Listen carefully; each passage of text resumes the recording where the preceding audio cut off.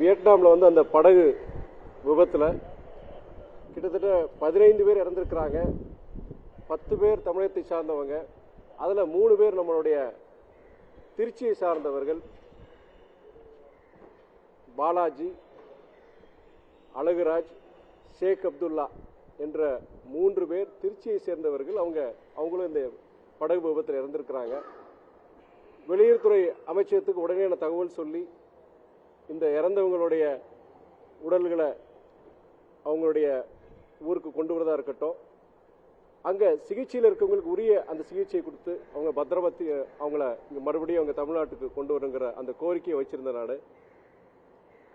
செவ்வாய் புதன் இந்த 2 நாட்களுக்குள்ள இறந்தவங்களுடைய அந்த உடல் வந்துடும் சொல்லி அரசாங்கம் சொல்லியிருக்கிறாங்க. உங்களுக்குமே அது தெரியும் நினைக்கிறேன். முக்கியமாக நம்ம சொல்றது என்னன்னா, இப்போ சில மாதங்களுக்கு முன்பு நீங்க இங்க நம்ம ஜபல்பூர்ல அங்க ஒரு படகு விபத்து இதே மாதிரி தான் கிட்டத்தட்ட பல பேர் இறந்தாங்க. இந்த விபத்து பார்த்தீங்கன்னா உங்களுக்கு அஜாக்கிரதை காரணமாக தான் சொல்றாங்க. அங்க அந்த படகு கவுந்தது சரி, கவுந்ததுக்கு அப்புறம் அந்த மீட்கப்பட்டவங்களுக்கு அந்த உரிய அந்த முதல் உதவி ஃபர்ஸ்ட் எய்ட்னு சொல்லுவாங்க, அது வந்து அந்த காலதாமதம் ஆனதுனால தான் இந்த இறப்புகளோட எண்ணிக்கை கூடியிருக்குன்னு சொல்றாங்க. சுற்றுலாவுக்கு போகிற பயணிகள் வெளிநாடாக இருந்தாலும் சரி, நம்ம உள்நாட்டில் போனாலும் சரி, ரொம்ப ஜாக்கிரதையாக இருக்கணும். அந்த உரிய பாதுகாப்பு ஏற்பாடுகள் இருக்கான்னு நம்ம பார்க்கணும். நம்ம இந்தியாவில் நடந்த சில மாதங்களுக்கு முன்னாடி நடந்த விபத்தில் வந்து அந்த படகு விபத்தில் அந்த இறந்தவங்க வீட்டுக்கு போகும்போது அதை தப்பிச்ச ஒரு சிறுவன் அவன் சொல்கிறான், எனக்கு அந்த லைஃப் ஜாக்கெட் வந்து எங்களுக்கு கொடுக்கல அப்படின்னு சொல்லிட்டு படகு அது கவரும் போது அந்த தண்ணியில் உள்ளே வந்த பிறகுதான் அந்த லைஃப் ஜாக்கெட்டை கொடுத்துருக்குறாங்க. ஸோ இது போன்ற சாதாரண விஷயங்கள் எல்லாருமே இப்போ எல்லாருக்கும் கல்வி அறிவு இருக்குது, எல்லாம் பார்க்குறோம். ஒரு சுற்றுலா இடத்துக்கு போகும்போது அதுக்குண்டான பாதுகாப்பு அங்கே இருக்காங்கிறது முக்கியமாக பெரியவங்க அவங்க கண்டிப்பாக இதை கடைபிடிக்கணும். அப்படி இல்லாததை கொஞ்சம் தவிர்க்கணுங்கிறதா என்னுடைய ஒரு இந்த நேரத்தில் ஒரு வேண்டுகோள்.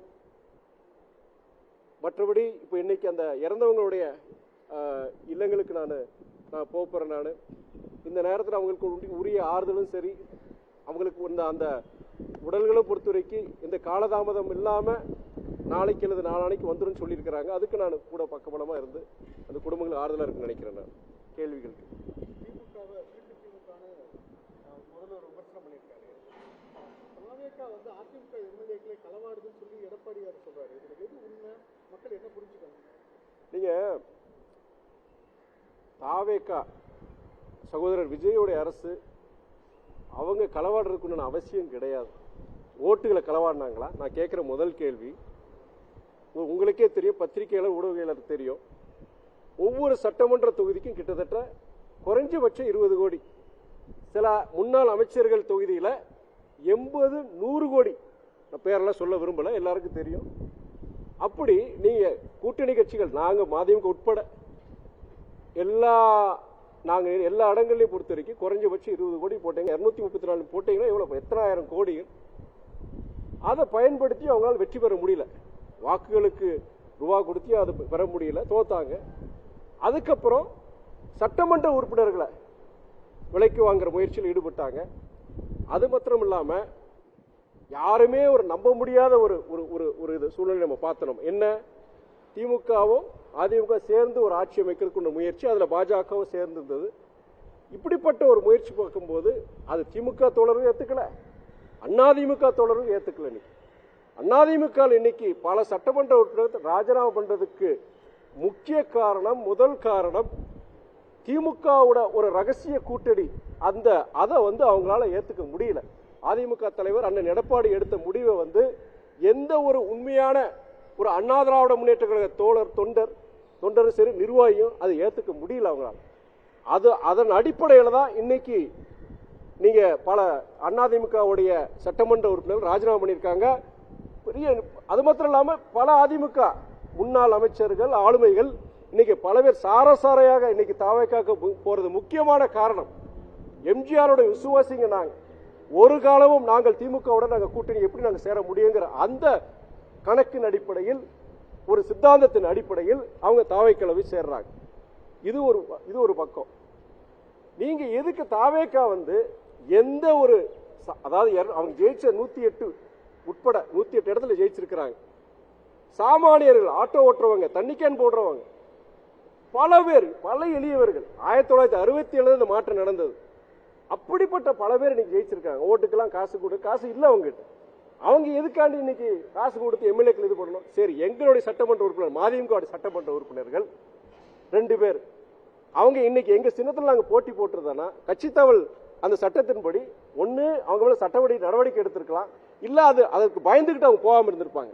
இன்னைக்கு அவங்க இன்னைக்கு விலை போயிட்டாங்க. இன்னைக்கு இது போன்ற பல செயல்பாடுகள் யார் செய்யறாங்க? இது மாதிரி விஷயங்கள் திமுக அதிமுக வந்து அவங்க செய்யறாங்க. தாவேக்க ஒருபோதும் இது போன்று ஈடுபடுறதுக்கான இன்னைக்கு பல பேர் சேர்றாங்க. அதுக்கு காரணங்கள் இருக்கு. யாருக்கு இன்னும் எதுக்கான அதிமுக மாத்திரம் கிடையாது, திராவிட முன்னேற்ற கழகத்தில் இதுவரைக்கும் நான் கேள்விப்பட்ட வரைக்கும் 150க்கு மேற்பட்ட ஒன்றிய செயலாளர்கள் இன்னைக்கு அந்த கட்சி விட்டு கிளம்பியிருக்கிறாங்க. இந்த சட்டமன்ற தேர்தலுக்கு அப்புறம் இன்னைக்கு அதிமுக அமைச்சர்கள் பார்க்கலாம், முன்னாள் அமைச்சர்கள் பார்க்கலாம், சட்டமன்ற உறுப்பினர்கள் பார்க்கலாம். திமுகலையும் கிட்டத்தட்ட 150க்கு மேற்பட்ட ஒன்றிய செயலாளர்கள், பல பகுதி செயலாளர்கள், இன்னைக்கு அந்த இளைஞர்களை சேர்ந்த பல பேர், ஆயிரக்கணக்கான பேர் இன்னைக்கு அந்த கட்சி விட்டு போயிட்டு இருக்கிறாங்க. இதுக்கு காரணம் பொறுத்த வரைக்கும் இன்னைக்கு மக்கள் மத்தியிலும் கிடையாது, அந்த கட்சியில் இருக்கிற அந்த தோழர்கள். திராவிட முன்னேற்ற கழகத்தை மதிக்கிறேன் நான், அது அண்ணா கண்ட இயக்கம், டாக்டர் கலைஞரையான மதிக்கிறேன் நான். ஆனால் இன்றைக்கு பொறுத்த ஒரு பவர் சென்டர் கையில் இருக்கு அந்த கட்சி.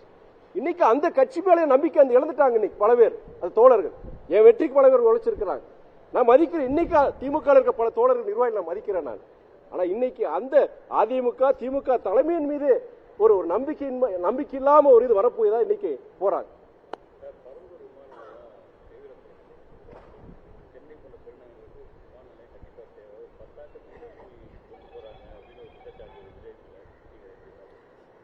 இது ஒரு வேடிக்கையான ஒரு கேள்வி.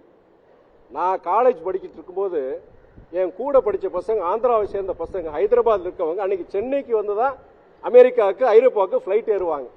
இன்னைக்கு நிலைமை தலைகீழ். இன்னைக்குங்கிற சொல்றது கடந்த 15, 20, 25 வருஷம் சீர்கேடு, ஒரு நிர்வாக சீர்கேடுனால வந்த பிரச்சனை. இன்னைக்கு தமிழ்நாட்டை சார்ந்தவங்க இன்னைக்கு ஐரோப்பாக்கவோ இல்லாட்டி நீங்க அமெரிக்காவுக்கு போனோம்னா ஒன்னு பெங்களூரு இல்லாட்டி ஹைதராபாத்துக்கு போய் அங்க போய் ஏர்போர்ட் போக வேண்டியது இருக்கு. இது எப்படி மாறிச்சது? ஒரு காலத்துல தென்னிந்தியாவிலேயே மிகப்பெரிய ஒரு விமான சேவை கொடுக்கிற ஒரு இது சென்னை ஏர்போர்ட்டா இருந்தது. இன்னைக்கு விமான சேவைகளும் குறைஞ்சிருச்சு. அந்த நீங்க சொல்ற மாதிரி நெருக்கடி அங்க இருக்கிற இதுக்கு மேல அங்க பிளைட்ஸ் இயக்க முடியாது.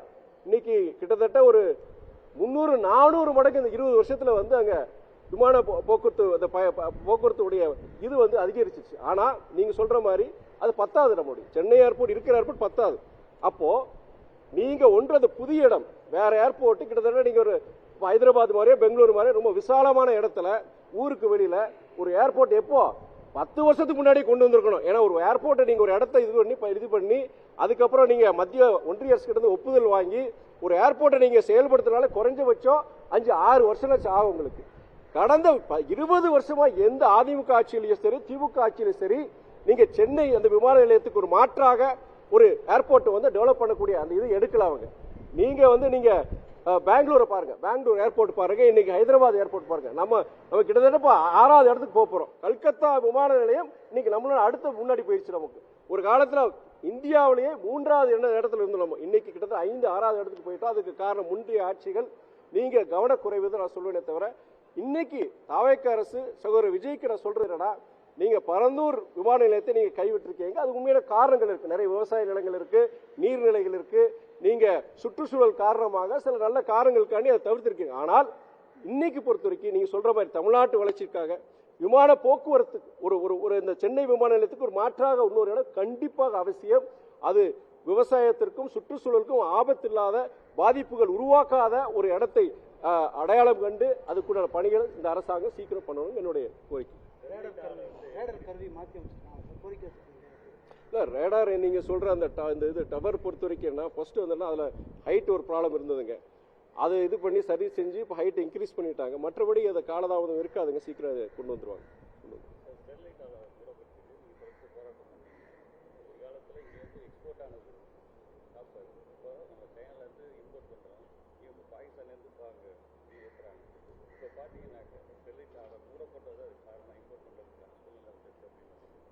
அதாவது காப்பர் கண்டிப்பா அவசியங்க. பல்வேறு நீங்க ஒரு கனிம வளங்கள்ல காப்பருங்கிறது ரொம்ப முக்கியமானது. நம்ம பொருளாதார வளர்ச்சிக்கு தேவையான ஒரு விஷயம். ஆனால் அது எங்க ஆரம்பிக்கிறோம்? நீங்க ஒரு பாலைவனத்தில் விவசாயமும் இல்லாத இடத்துல, சுற்றுச்சூழலுக்கு பாதிப்பு இல்லாத இடத்துல ஆரம்பிக்கிறோம். கண்டிப்பாக தேவைதான். வளர்ச்சி அடைந்த நாடுகள், நீங்க ஐரோப்பாவா இருக்கட்டும் இல்லாட்டி அமெரிக்காவா இருக்கட்டும், அங்க காப்பர் ஸ்மெல்டிங் கிடையாது. முன்னாடி பண்ணிட்டு இருந்தாங்க, இன்னைக்கு பேன் பண்ணிட்டாங்க. எங்க பண்றாங்கன்னா ஆப்பிரிக்கா நாடுகள், வளர்ச்சி அடையாத நாடுகள், இது போன்ற சுற்றுச்சூழல் பத்தி ஒரு ஒரு ஒரு இது விழிப்புணர்வு இல்லாத இடங்கள்ல அதை கொண்டு போய் இங்க கார்பரேட்டுக்கு போய் ஆரம்பிக்கிறாங்க. நமக்கு என்னன்னா, நீங்க இந்தியாவில் ஆரம்பிங்க. நீங்க நான் சொல்றேன், தமிழ்நாட்டில் அப்படிப்பட்ட ஒரு இடம் உங்களுக்கு ஒரு இந்தியாவில இங்க ராஜஸ்தான் போன்ற பாலைவனம் பல இடங்கள் இருக்கு. இன்னைக்கு அங்க விவசாயம் எதுவுமே இருக்காது, புல்லு இது கூட முளையா. அந்த மாதிரி இடங்கள்ல வந்து நீங்க இந்த காப்பர் ஸ்மெல்டிங் பிளான்ட் போட்டு இது பண்ணுங்க. ஏன் பிற மாநிலங்கள் பண்ணலாமே? ஏன் நம்ம தூத்துக்குடியில் தான் பண்ணணும்னு இருக்கு? நீங்க ஒண்ணு இல்லைங்க பத்திரிகை நண்பர்கள், நீங்க அந்த ஏற்கனவே அந்த ஸ்டெர்லைட் ஆலை இருந்த இடத்துல போய் சுத்தி இருக்கிற ஒரு 20-30 கிலோமீட்டர் சுத்தி இருக்கிற அந்த கிராமங்களுக்கு போய் பாருங்க. நான் அந்த பல கிராமவாசிகளை பார்த்திருக்கிறேன். அவங்களுக்கு வந்து அந்த அந்த ஸ்டெர்லைட் ஆலை அது இயங்கிட்டு இருக்கும்போது தோல்வியாதி, ஒரு பர்டிகுலர் ஒரு தோல்வியாதி பார்த்தீங்கன்னா அது பேரே பொறுத்த வரைக்கும் அந்த ஸ்டெர்லைட் இதை வச்சு அது பேரே வச்சிருக்கிறாங்க. பல பிரச்சனைகள், சுற்றுச்சூழல் பிரச்சனைகள், பல பிரச்சனைகள் அது காரணமாக மூடி இருக்கணும். நம்ம காப்பருக்கு எதிரி கிடையாது, நம்ம காப்பருக்கு எதிரி கிடையாது. நீங்க காப்பர் ஸ்மெல்டிங் பிளான்ட் போடுங்க. ஆனால் நீங்க பொறுத்த வரைக்கும் இந்தியாவில் பல பகுதியில் இருக்கு, அந்த மாதிரி சில இடங்கள்ல போய் போடுங்க. ஏன் குஜராத்தில் ஒரு நல்ல இடத்த அங்கேயே போடலாமே? நான் என்ன சொல்றேன்னா, நீங்க we are not against copper smelting. ஏன் இப்போ வளர்ந்த நாடுகள் ஏன் காப்பர் ஸ்மெல்டிங் ஏன் பண்ண மாட்டேங்க? அந்தந்த நாடுகளை பண்ண மாட்டேங்கிறாங்க. ஏன் அவங்க இறக்குமதி பண்றாங்க? காரணம் வந்து அது வந்து பார்த்தீங்கன்னா சுற்றுச்சூழலுக்கு எதிரான ஒரு ரொம்ப, அதாவது ஒரு 500 வருஷத்துக்கு அதை இது பண்ண முடியாது நம்ம, ஒன்ஸ் அதோட பாதிப்பு ஏற்பட்டுச்சுன்னா. அதனால நம்ம எதிர்க்குமே தவிர வேற எந்த காரணமும் கிடையாது. நீங்க மற்ற பிற இடங்கள் அதுக்கு வாய்ப்பு இருந்தால் கண்டிப்பா 1 இயர்ஸ் கண்டிப்பா அதை பரிசீலனை செய்யலாம்.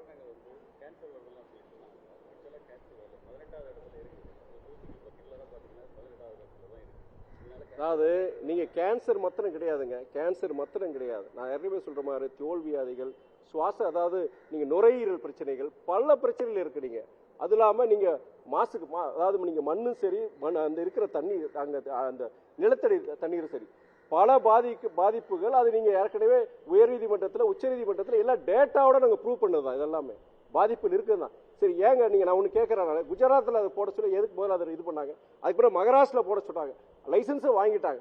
மகாராஷ்டிரா அந்த அரசாங்கமே வேண்டான்னு சொல்லி இது பண்ணாங்க. ஏன் அந்த அரசாங்கங்கள் பிற மாநிலங்கள் வந்து அது வேண்டான்னு சொன்னது நம்ம தமிழ்நாட்டுக்கே கொண்டு வந்துடும்? பிற மாநிலங்கள் வேண்டான்னு சொல்ல போய் நீங்க கடைசிக்கு கொண்டு வந்தாங்க இன்னைக்கு. அது இல்லை, நான் என்ன சொல்லனா, சுற்றுச்சூழலுக்கு பாதிப்பு இல்லாம நீங்க இந்த மாதிரி அதாவது ஏற்கனவே சொல்ல மாதிரி ஏற்கனவே அங்க ஒரு விவசாயம் எதுவும் இல்லாம இடத்துல அது மாதிரி சுற்றுச்சூழல் பாதிப்பு இல்லாத இடத்துல போடுங்க. நீங்க தூத்துக்குடியில போடக்கூடாதுன்னு நாங்க சொல்றோம்.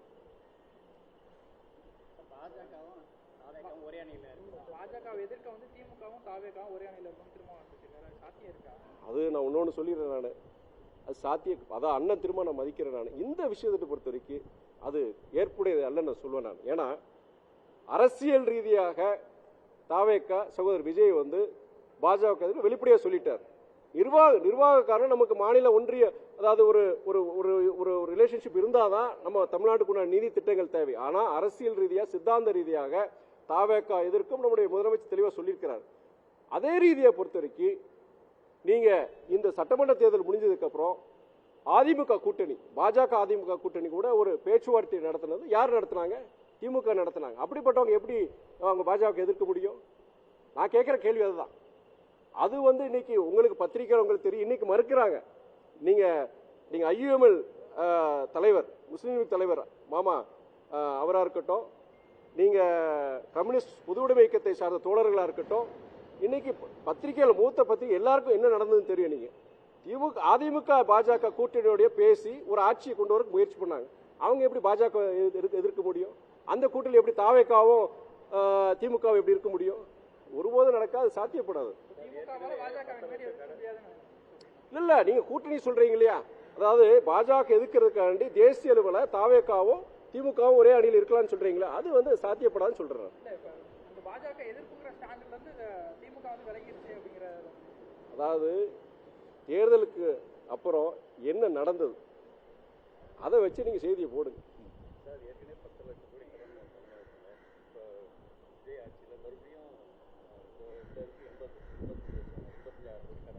அண்ணன் சகோதரர் அண்ணாமலை சொன்னது சொல்றீங்க, 80,000 அடுத்த வருஷம் 85,000 கோடி வாங்குவாங்க, இந்த ஆட்சி முடியறதுக்குள்ள 15 லட்சம் கோடி கடனா உயரும் சொல்றீங்க, அதான சொல்றீங்க? அது வந்து என்னன்னா அவர் ஒரு ஒரு ஒரு இந்த விஷயத்துல பொறுத்த வரைக்கும் சகோதரர் அண்ணாமலை சொல்றது வந்து நான் மறுக்க முடியாது.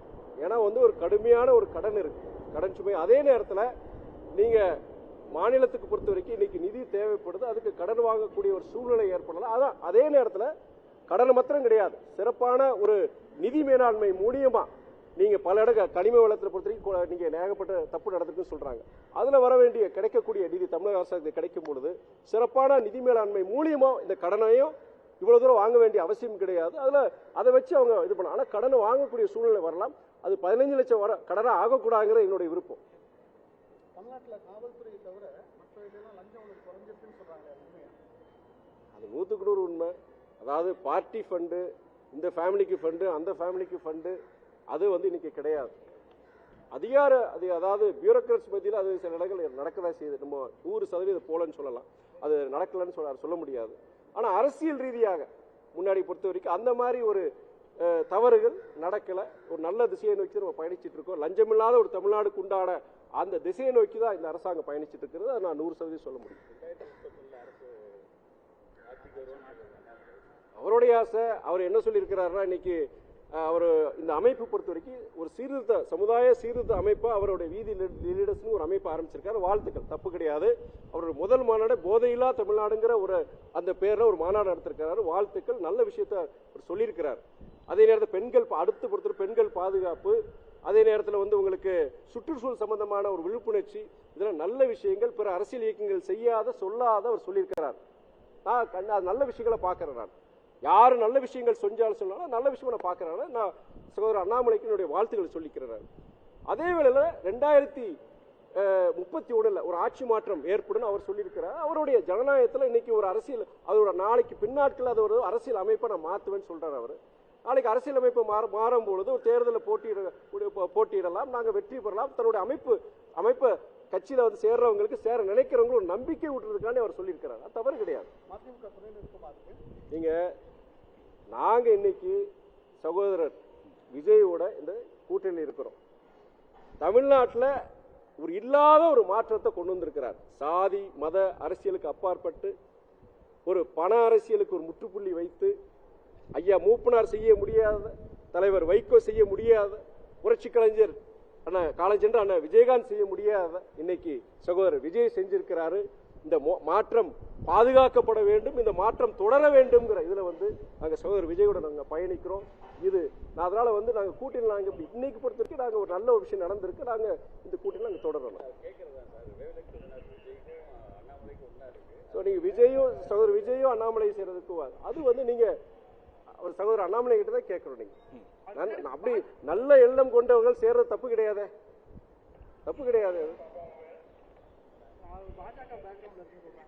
ஏங்க யார் சொல்றது, யார் அது யாரும் சொல்லுங்க. நிறைய பேர் அரசியல் இயக்கங்கள் சொல்லுங்க, அரசியல் இயக்கங்கள் சொல்லுங்க, குறிப்பிட்ட தலைவரை சொல்லுங்க, நான் சொல்லலாம், அது கருத்து சொல்லலாம். யார் சொன்னது? ஏங்க எல்லாரும் பாக்குறாங்க, எல்லாரும் பாக்குறாங்க. அவர் அந்த இயக்கத்தில் இருந்திருக்கிறாரு. Every Saint has a past and every sinner has a future. ஆங்கிலத்தில் ஒரு பழமொழி. ஒவ்வொரு ஒரு புனிதமானவருக்கும் ஒரு கேடுகட்ட வரலாறு உண்டு. ஒரு கேடுகட்டவனுக்கும் ஒரு நல்ல ஒரு சீர்திருத்தமான ஒரு சீர்திருத்தம் ஆகி ஒரு நல்ல ஒரு புனிதமான ஒரு எதிர்காலம் அவன் அமைச்சுக்கலாம். அப்படிங்கிறப்ப அதோட முடிச்சுக்கிறார்.